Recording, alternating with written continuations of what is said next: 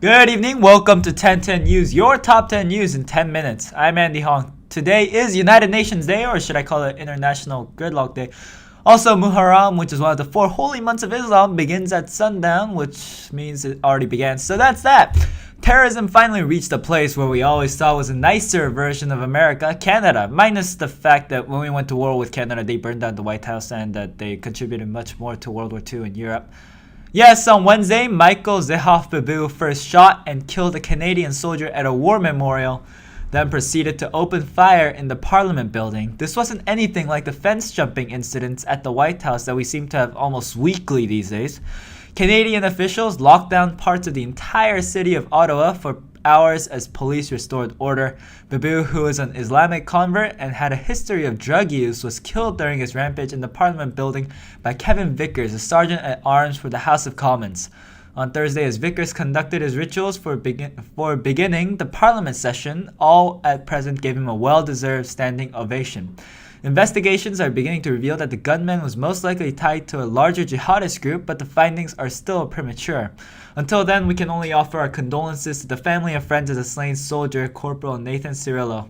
Our hearts and prayers go out tonight to all those affected. Also, we would like to acknowledge those affected by the high school shooting near Seattle this morning. This event was added last minute, so please forgive the brevity of the news, as it is by no means a sign of neglect or disrespect.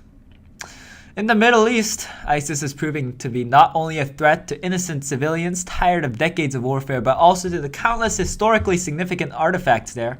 ISIS has meticulously and methodically blown to pieces all that is important to Iraq's cultural heritage. They have, according to CNN, blown up religious shrines and slaughtered the minorities such as Yazidis, Turkmen, and Christians. They have also turned museums and ancient ruins, for example the ancient city of Hatra, into weapon caches and bases of operations. To make things even more infuriating, the extremist group has sold the artifacts that have not been destroyed on its lucrative black markets. ISIS's black markets generate tens of millions of US dollars to fund its ruthless conquest of Iraq and Syria. Due to the endemic nature of the activities, there is little money flowing outside of the country, and thus it is extremely hard to track down the numerous local affiliates. As long as ISIS is well funded by these base criminals, it won't matter how many thousands of pounds of bombs we drop on their soldiers. This week, Ebola reached new heights in striking fear in the hearts of millions by spreading to Mali and, apparently more importantly, by many news agencies to New York City. The actions of Craig Spencer, a doctor working for the Doctors Without Borders organization, turned out to be the model of the protocol that should be followed by anybody who has come in contact with Ebola patients in the past.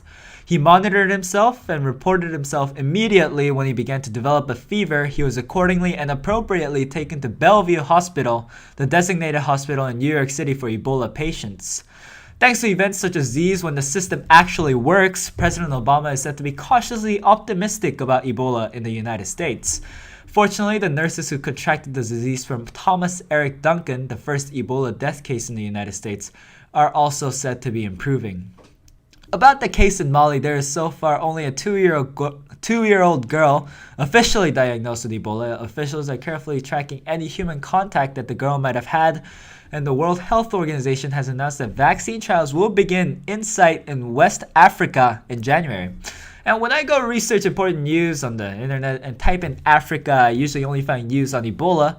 But another piece of news on Africa caught my eye this week. Remember Boko Haram, the Nigerian Muslim extremist group responsible for kidnapping of over 200 schoolgirls in April? Well, they struck again yesterday by kidnapping another 25 plus girls in northeastern Nigeria just a few days after the government and the insurgents signed the ceasefire.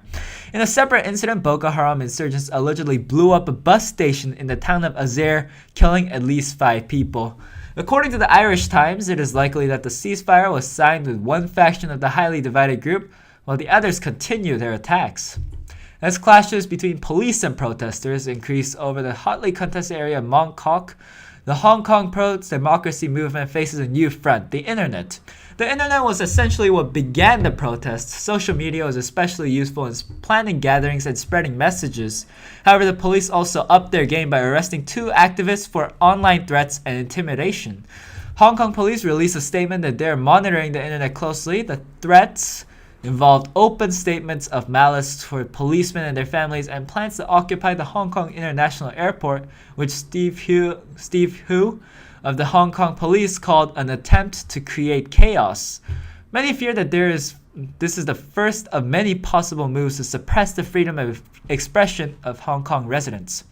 Justice was finally served in South Africa as Oscar Pistorius served his first day in prison earlier this week for the accidental murder of his girlfriend Reva Steenkamp. The former Olympic runner and double amputee received a 5-year prison sentence for negligent killing. Although the parents of the deceased supermodel confessed that they feel that there are missing details to Pistorius' accounts of the events that led to Steenkamp's death, but embraced the outcome and said that they're satisfied with the sentence. At least justice was served at all in South Africa as the ruthless and excessive shooting of Michael Brown by a police officer in Ferguson, Missouri is still yet to go on trial. A grand jury is, however, soon to deliver its decision on whether or not to try the police officer who shot Brown, Darren Wilson. In preparation for the potentially controversial decision, the police force is bracing themselves for another large-scale riot. For now, the police is working to maintain peace with the public, which it should have been doing all along. Honestly, if a person shot another unarmed person at least 6 times in close range, the shooter has to account for some wrongdoing. Logic, please. For some less serious news, or if you're like me, some of the most important news of all, the German soccer team Bayern Munich absolutely destroyed Italian AS Roma in the European Champions League 7-1.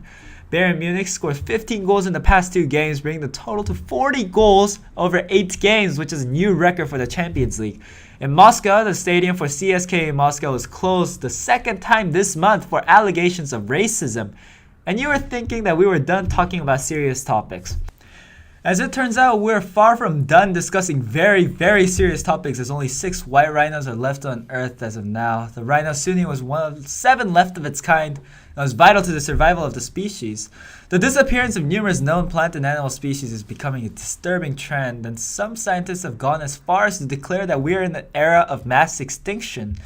Humans are constantly reaching out these days to the new frontier of space, like the Chinese rocket bound to the moon, or the New Horizons space probe bound to Pluto and beyond. But in truth, we must always remember that we have much to learn about our own planet and ourselves.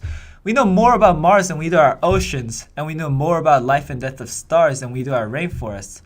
As we live in what some recently began to call the anthropomorphic era, the age of human domination, it is critical that we learn the skill of coexistence, both with nature and with the people around us. On that note, that has been the 1010 News for this week. I'm Andy Hong. As always, be sure to leave comments and like us on Facebook and YouTube. We'll be back next week with more of your top 10 news in 10 minutes.